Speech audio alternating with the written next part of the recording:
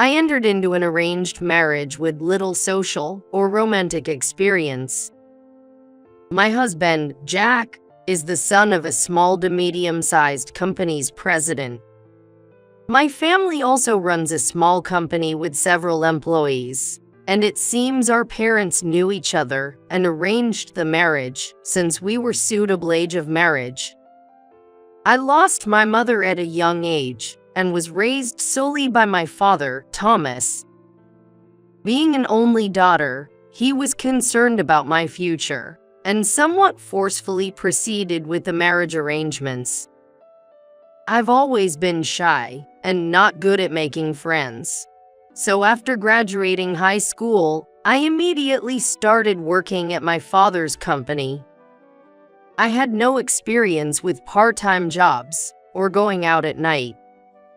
I wasn't interested in romance, so arranged marriage was actually convenient for me.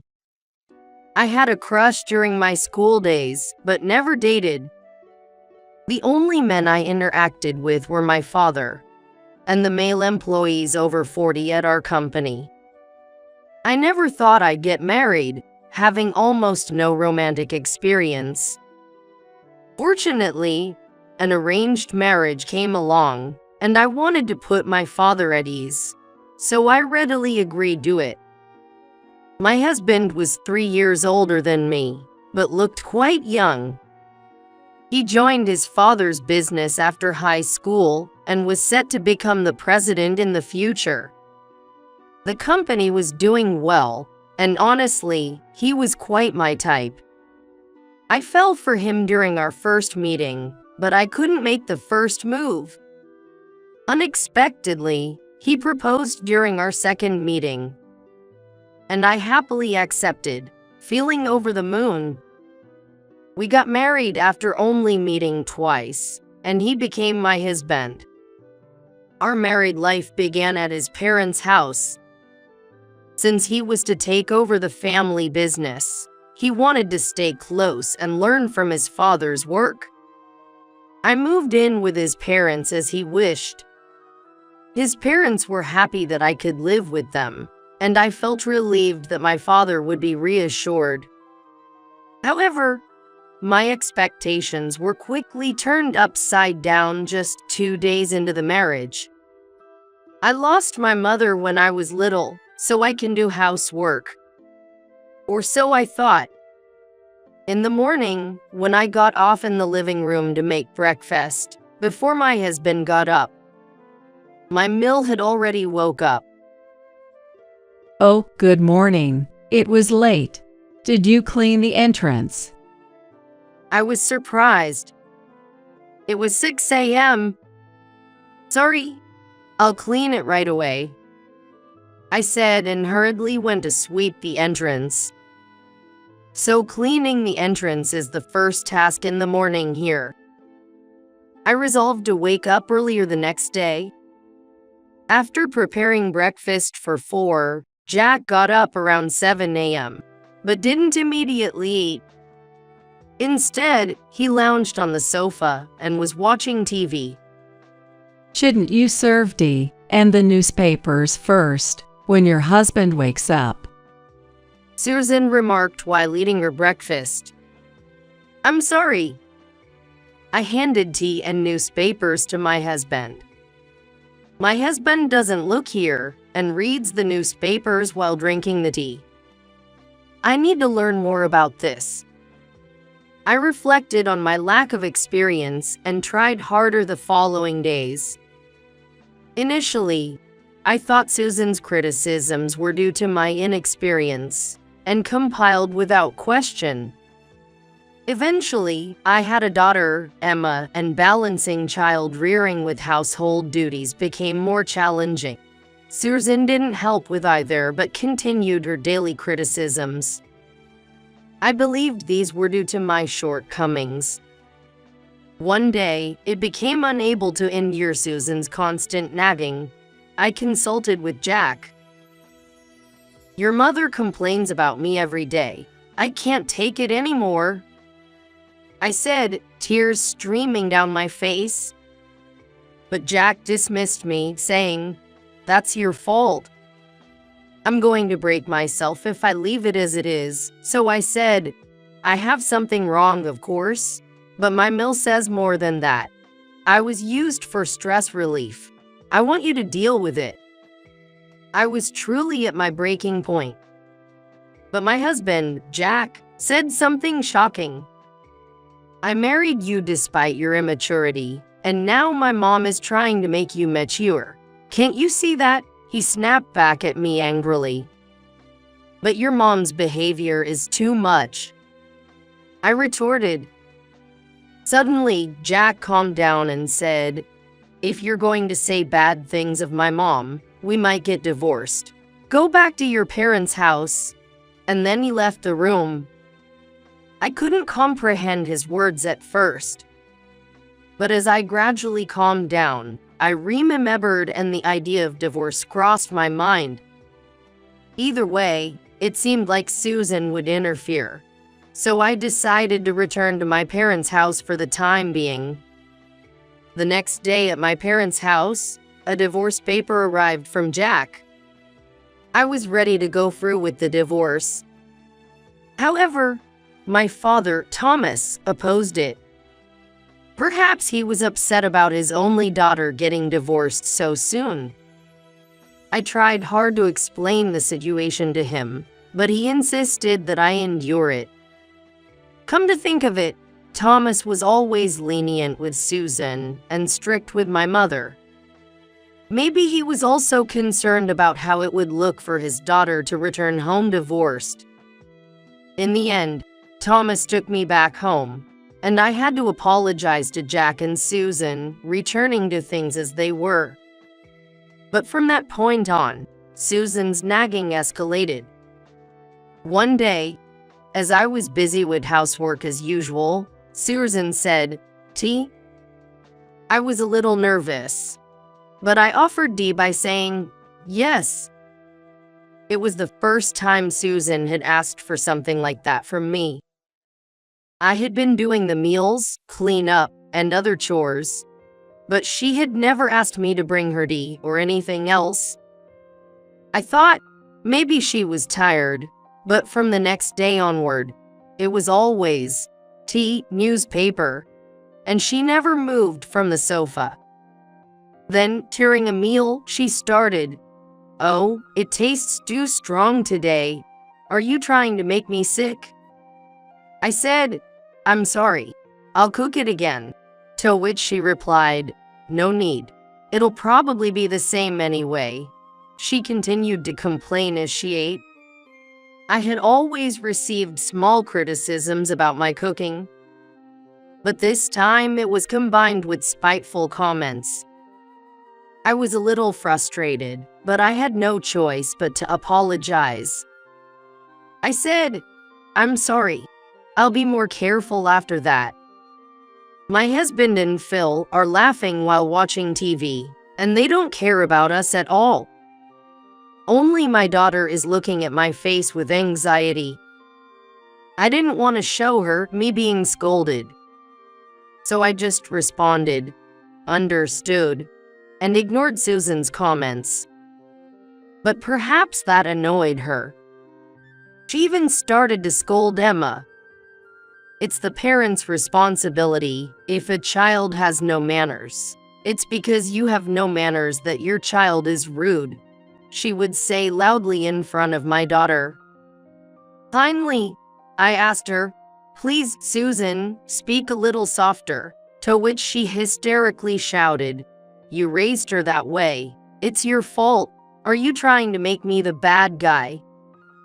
Even Jack looked concerned but defended his mother when I explained, saying, "Well, can't help it." Since then, Susan would call me over to scold me for every little thing. I used to think it was my fault, but not anymore. It was just her wanting to bully me. Realizing this, I began to feel a strong aversion towards her. But living together, I had to see her face every day. Even when I wanted to visit my parents, she would complain, "Planning to neglect your duties here? You've become quite arrogant." thinking of the nagging I'd face upon my return. I rarely went back home after getting married. During this time, my father, Thomas, died in a car accident. It was so sudden that I was in shock and couldn't listen to Susan's nagging anymore. I rushed to my parents' house. I don't remember much after that, being too busy. The company my father ran couldn't recover after his death, and it eventually closed after paying severance to the employees. A family lawyer handled everything, so I could stay beside my father's portrait. Then the lawyer told me about an inheritance from my father. As an only child, there were still some properties left even after paying the employees, which were designated as my inheritance. Despite not visiting or contacting my father much after marriage, he always took care of me. Mixed feelings of happiness and regret made me unable to stop crying. Then I learned the inheritance was a substantial amount of $1.2 million. I was surprised, but Jack seemed even happier. He was with me when I heard about the will. My husband can't hide her happy feeling, and he seems to be full of heritage, even my father's death. Watching him, I felt the same disgust I had for Susan. Jack, who pretended not to notice me being bullied by Susan. Jack, who didn't help with child rearing or even put effort into his father's business. Just lazed around all day. I swore to myself. Who says I have to give him the inheritance, and began to consider a plan. Then, as expected, when everything was over and came back home, Mill was waiting for me. Expecting her usual nagging, I was surprised when she said, "You must be exhausted. Take some rest." I hadn't received a single word of sympathy from her in the decades since we married. I was speechless at her sudden change, but then understood why when she said, "By the way, I heard your father left you an inheritance." That explains it. My Mill was aiming for my inheritance. I realized my feelings had shifted from anger to hatred.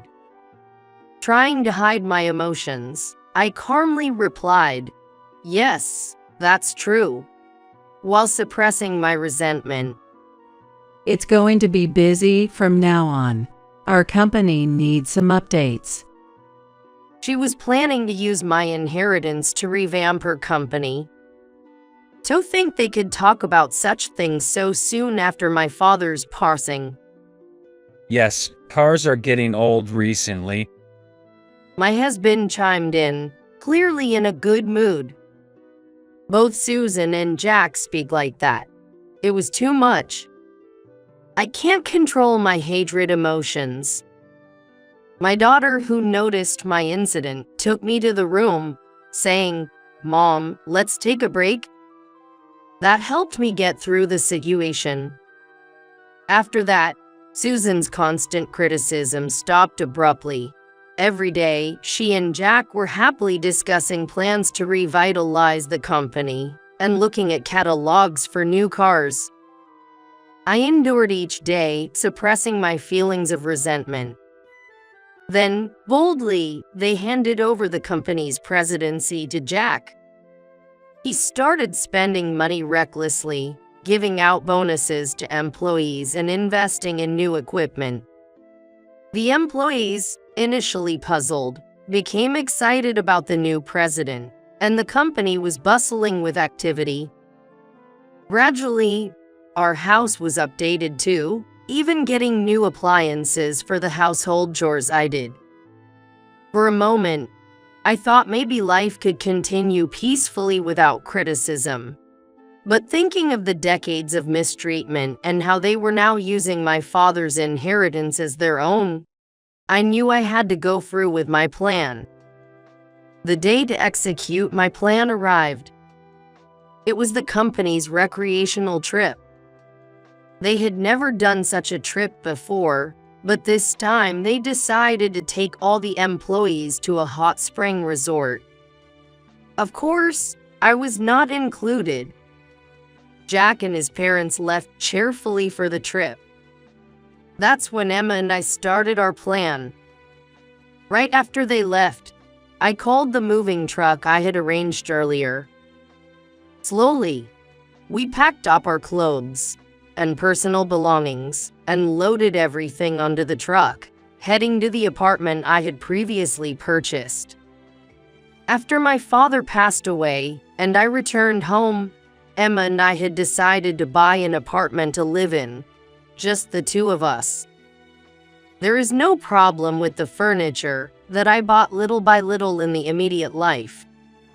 In the past, Susan kept a close eye on me, and I couldn't freely go out. But recently, she had started going out more and let me leave the house without any complaints. I took advantage of this and bought furniture and appliances for our new place. It was somewhat surprising that Emma was on board with the plan. She has a similar personality, and she rarely opens her mouth at home. Sometimes she just talks about her school life with me. Emma had always known that Susan was mistreating me and had always stood up for and supported me. Whenever Susan was in a bad mood, it even affected Emma. My daughter couldn't stand it and agreed with this plan. Susan had almost forbidden me from going out with Emma, claiming that it would neglect the housework.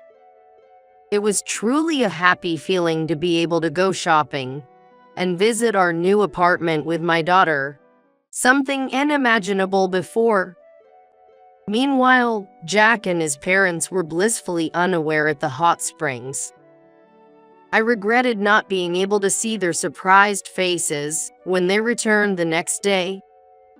When they returned from the trip, I was no longer there. Soon, Jack called, furious. What the hell is this?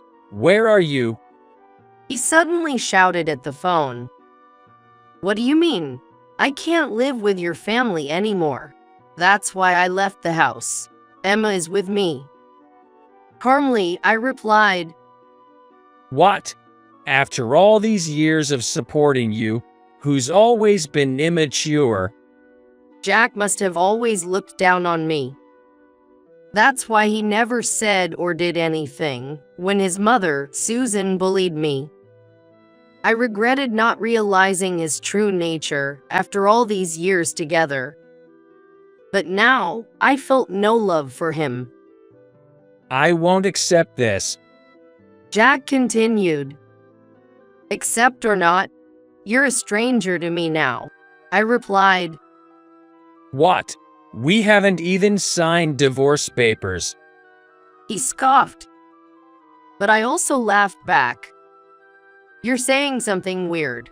You've been giving me a divorce notification before. In fact, I had kept the divorce papers. He sent me when I was previously driven out of the house. After my father's death, I filed the papers as part of my plan. So, Jack and I had been no longer family for quite some time. What? He seemed lost for words. Then someone snatched the phone and I heard a familiar voice. Do you realize what you've done? This is a crime. Susan's voice rang in my ear, sounding almost nostalgic. Calmly, I responded, It's not a crime. You signed as a witness, didn't you, Susan? That was a long time ago. Bringing it up now. Susan started screaming at me. I've endured your criticisms every day. Even after receiving the divorce papers, I stayed. But now, you're spending money recklessly, expecting my father's inheritance. Well, that's... Susan tried to make excuses, but I cut her off. I'm done with that life. The divorce papers were just sitting there, so I filed them. Is that a crime? She couldn't respond. I concluded the call with, "Thank you for everything over the years. I'll be living happily with Emma now. Take care." I said that and hanged up. My long revenge was over. Afterward, Jack and his parents faced the consequences I anticipated. The money they splurged, expecting my inheritance, turned into debt, and their company eventually collapsed.